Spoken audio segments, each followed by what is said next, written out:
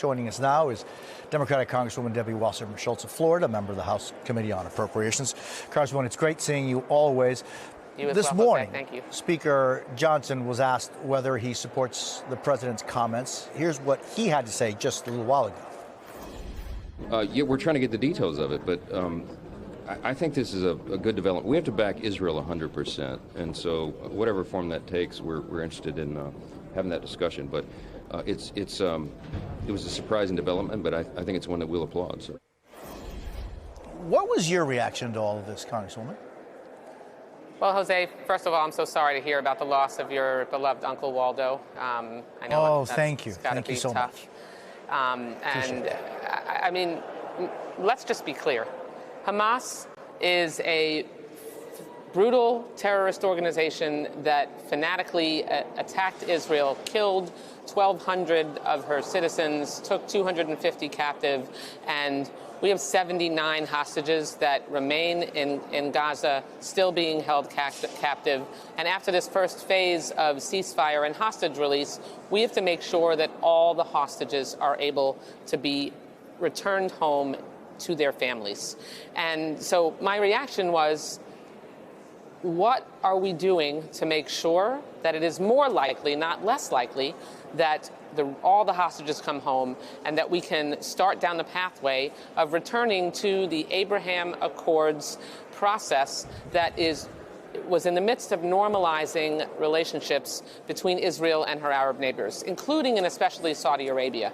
I was in the region on October 7th, you may remember, Jose. Mm-hmm. I have returned to the region and visited many of those Arab countries, and including Israel, multiple times since then, and I'm going back in April on a bipartisan codal.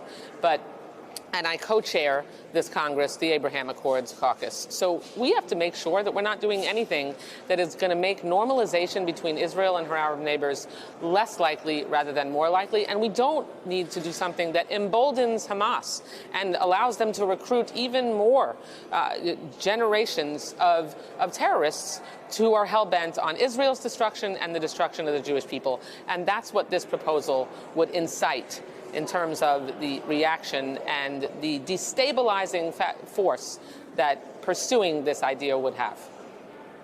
This morning, White House National Security Advisor Mike Waltz was asked if the president's comments meant the end of the United States support for a two-state solution. Here's what he had to say. I don't think certainly didn't hear the president say it was the end of the two-state solution. You have the Palestinian Authority. You have the West Bank. And when he was asked directly who is going to live there in the future, he said the Palestinians and perhaps many others. Congressman, and I just want you, if you would, to expand on what you were just saying, because we're just entering right now, the world is, this second phase of the negotiations between Israel and Hamas to continue, hopefully bringing those hostages back out of Gaza.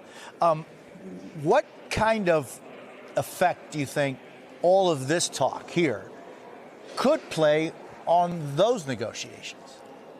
I think that they would place those negotiations in serious jeopardy. If you listen to the statements of the Crown Prince, the Prime Minister of Saudi Arabia, who I've had the opportunity to meet with, and who is absolutely committed to normalization with Israel, they've made very clear that, I mean, it doesn't need to be an overnight transformation that a Palestinian state is achieved, but that a pathway to statehood for the Palestinians needs to be a part of the process. I mean, the president's proposal is unrealistic, is basically impossible. You do not have countries in the region who are willing to take the Palestinians, and we have to make sure that we work together to establish an orderly process of rebuilding Gaza so that we can ensure that Israel and Israelis are more safe, not less safe. We don't need to inflame another generation of terrorists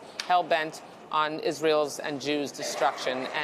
And you know, that's why Lindsey Graham and Josh Hawley and even Trump's facial expression on Susie Wiles, Trump's chief of staff's face yesterday, were appalled and said that this is a proposal that is entirely unhelpful. Congressman, meanwhile, the Trump administration, as you know, revoked temporary protected status for almost 350,000 Venezuelans who arrived in the U.S. recently, leaving them open essentially in the future to deportations. I know you represent thousands of Venezuelan Americans in your district. Yes. What do you say to them? Jose, the fact that the Homeland Security Secretary, Kristi Noem, Donald Trump's Homeland Security Secretary, called Venezuelans here in this country who are here because they fled Maduro's oppressive and brutal regime dirtbags, I mean, the insult is breathtaking.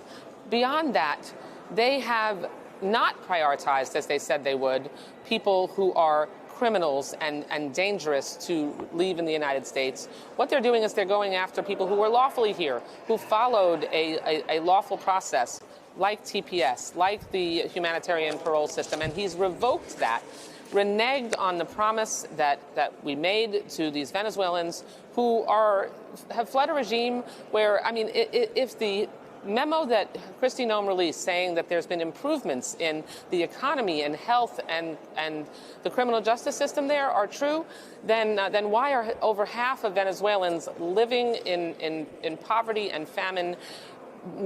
Maduro himself is a narco-terrorist who is under indictment, and I mean the health care system. I've been to the border of Venezuela and Colombia. I can tell you, the health care system and people's health is decimated there. The conditions are not ripe or even improved to return and deport 600,000 Venezuelans back to Venezuela to certain oppression and likely violence. Unacceptable. Well, the only point that I guess, Congresswoman, that the Venezuelan government would say is that, well, there have been improvements in health and the economy for members of the regime. That Sure. is, I think, undisputable. And that smiley handshake that from Trump's envoy with Maduro himself, and the allowing of oil licenses to be extended very quietly, that puts billions more into Maduro's hands and enriches the regime and makes it more likely that a dictator who took power for a third term is going to stay in power.